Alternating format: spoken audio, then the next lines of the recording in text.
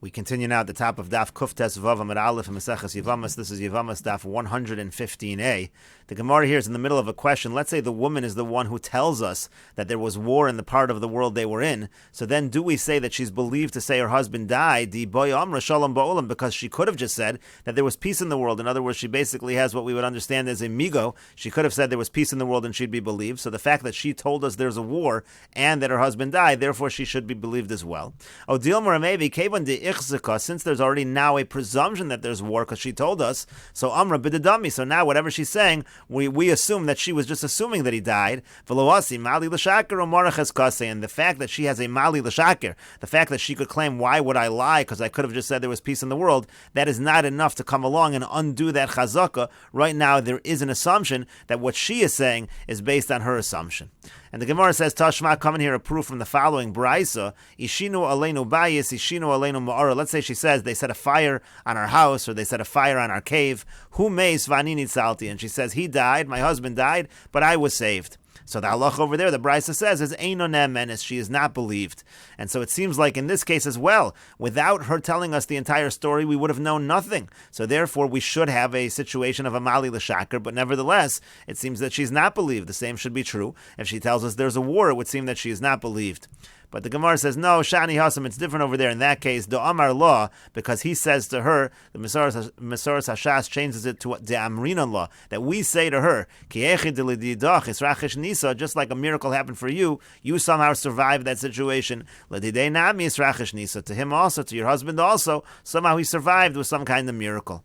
And the Gemara continues, Tashma, come in here, another proof from a Braisa, Naflu aleinu ovdei kochavim, Naflu aleinu listim. Let's say she says that we were attacked by idol worshippers, or she says that we were attacked by plunderers, Hu meis v'nitzalti, and then she says, he died, my husband died, and I was saved. Ne'emenes, so in this case, she is believed. So here it seems like we do have a mali l'shaker in this situation, because she's the one, again, relating to us the entire episode, and we're believing her regarding the death of her husband.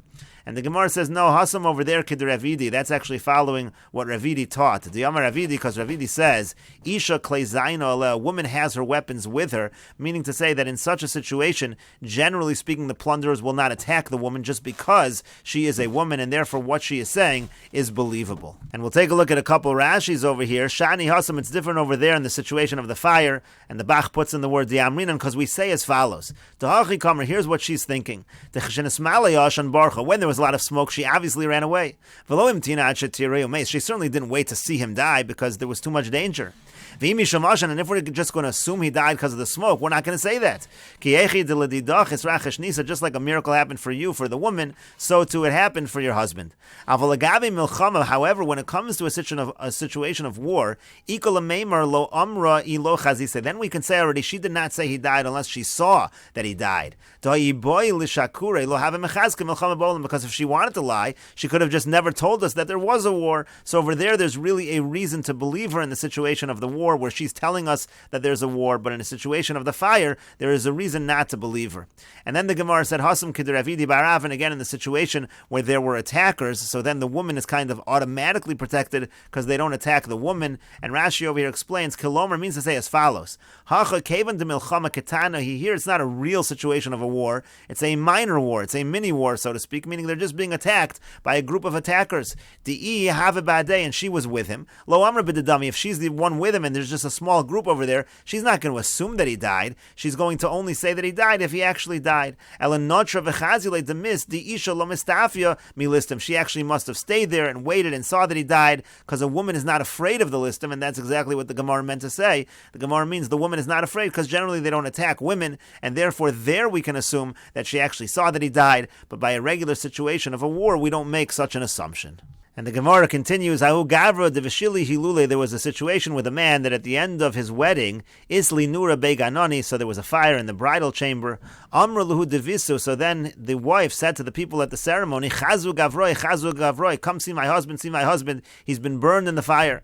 Asu chazu gavra charocha. So they saw that there was a person that was burnt. It looked like a burnt corpse. The shadiu pista the other the shadia. There was not only he was there, but also they saw the palm of a hand was there. And Rashi over here says, chazu gavroi sho'esho chla. So look, my husband's been consumed by the fire, and so pasta diyade meish acher habol hatzilo. This palm of the hand may have been, Rashi says, from somebody else who was trying to save him. And so again, you have the situation where she's saying that my husband has died in the fire, and this is my husband over here. He's the corpse that you're seeing in front of you. And so the Gemara continues. Savar Rav Chia bar Avin l'meimar. So Rav Chia bar Avin thought to say, Hainu ishinu aleinu bayis ishinu aleinu mara. This is the same as the Brisa, where she says we had a fire in the house, we had a fire in the cave, and in that case we do not believe her. And so over here also we should not believe her. So the Gemara continues. Amar Rava says, "Mi dami." Can you compare the two? Hasam lo kamra chazu gavroi chazu gavroi. Over there, she's not actually saying, "Look at my husband's here, my husband's here." She's making a different kind of verbal statement. V'yod gavra charocha deshadi upista diyad deshadi. And furthermore, you have in front evidence. You have a burnt corpse in front. You have the palm of a hand in front of us. It's all sitting there as evidence to what she is saying. And so the Gemara says, Rav Chia bar Avin. And Rav Chia bar Avin, how does he respond to this? Of course, it seems like in this case, we should believe her. And so the Gemara says, he responds, Gavra charocha deshadya emo inish achrina asalatzuli. This burnt corpse that we see in front of us, maybe that was someone else that came to try to save him. V'achilise nura, and he was consumed by the fire.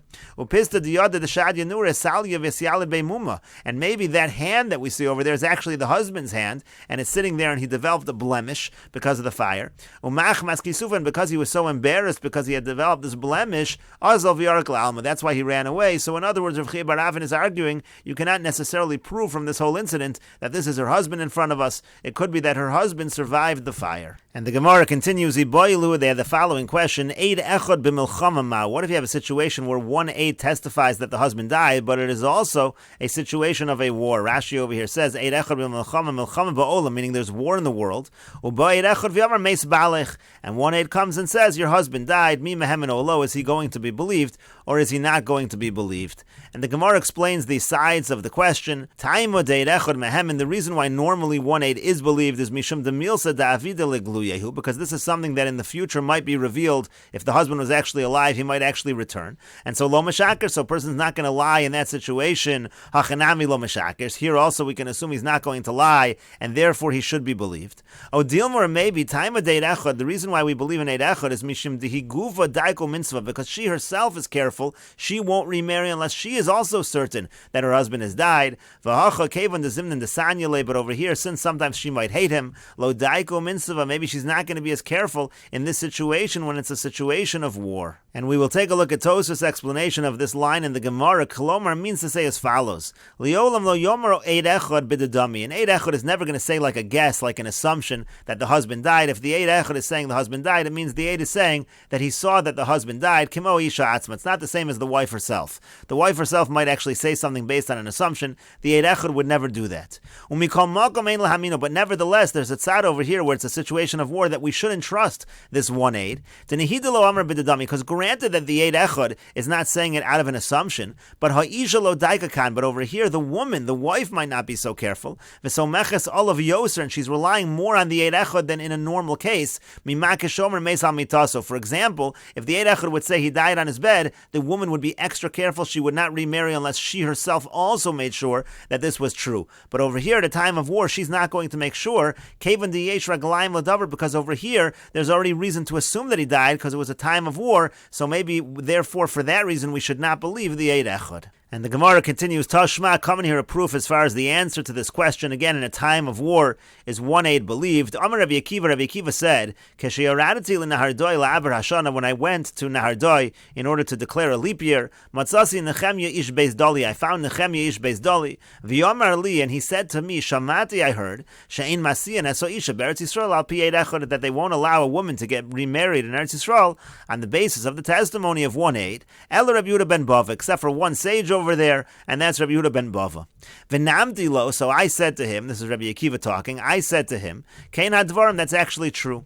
So Amar li, so he then said back to me, Emor lahem mishmi, tell them in my name the following message, Atem yodim, you know, Hamedina hazu meshubeshes begaisos, that there are troops all over this country, there's a war going on. Kach mekublani min Rabbi Gamliel hazakin, this is the tradition I have received from Rabbi Gamliel hazakin, shemasiyan ho'isha pi eid echad, that we do allow a woman to remarry remarry on the basis of the testimony of one witness. And so the Gemara wants to understand, what is this line that he's saying, that the country is full of troops, is at war?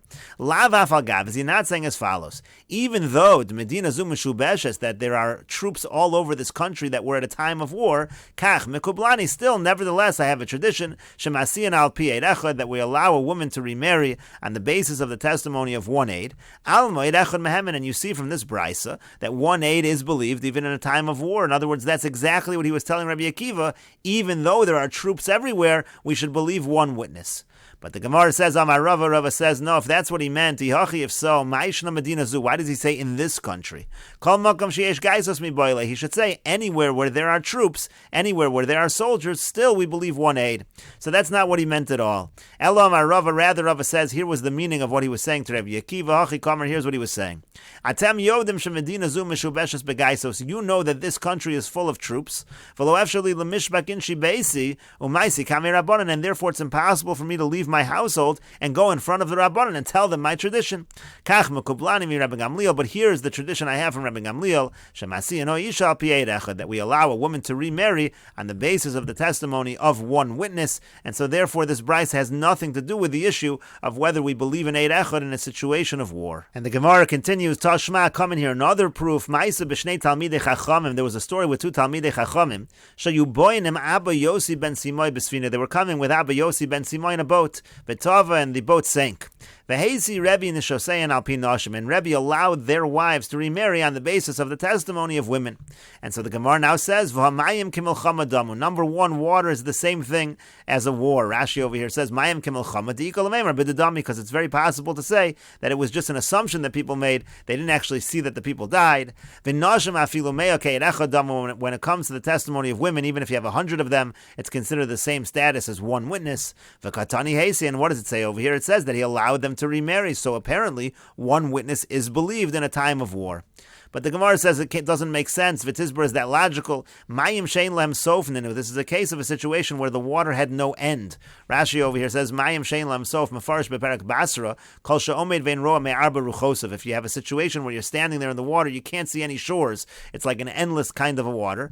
Umayim shein lem sof ishto asura. The halacha happens to be that if you're in a situation where people drown in mayim shein lem sof, we actually prohibit the woman from remarrying. Rashi over here says, ishto asura v'yafa b'shiyesh edem ksherim. Even if you had two kosher witnesses saying that they saw the drowning, because we're afraid maybe because of the water he floated out, he came up on some other side, and we weren't able to see where this husband came up. And so therefore, in this case, it can't be that we're relying on the one witness, because we wouldn't even rely on two kosher witnesses in a case of Mayim Shein Lem Sof. The halach is, by Mayim Shein Lem Sof, Ishto Asura. And so the Gemara says, rather, what's the case over here? The Amri Askinu Kamon, the case must be over here that they say that we actually saw the bodies brought up in front of us, and we'll continue with this discussion in the next video on Daf Kuf Tes Vav Amud Beis.